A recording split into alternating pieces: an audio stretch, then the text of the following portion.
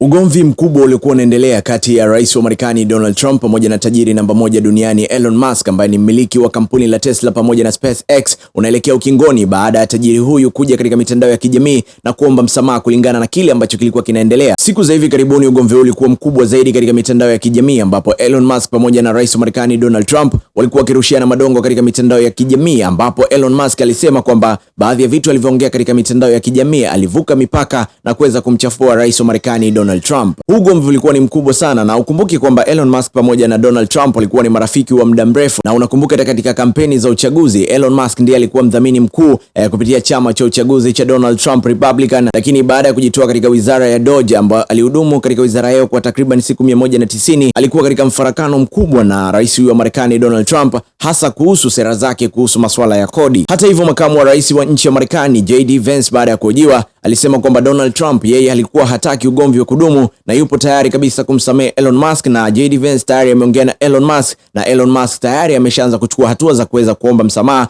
kulingana na kile ambacho kilikuwa kinaendelea katika mitandao ya kijamii. So kama hivyo, Elon Musk ameamua kuja katika mitandao ya kijamii na kuomba msamaha kwa rais wa Marekani Donald Trump hasa kuhusu kile ambacho kilikuwa kinaendelea, ugomvi ambao ulikuwa unaendelea baada tu ya kujitoa katika wizara ya Doge. Sasa sijajua kama ugomvi huu ndio utakuwa umefikia kikomo kati ya Elon Musk pamoja na rais wa Marekani Donald Trump. Yapi ni maoni yako kuhusu swala hili? Niambie hapo kwenye comment section, usahau kunifollow, like na share video, utakuwa umetisha zaidi.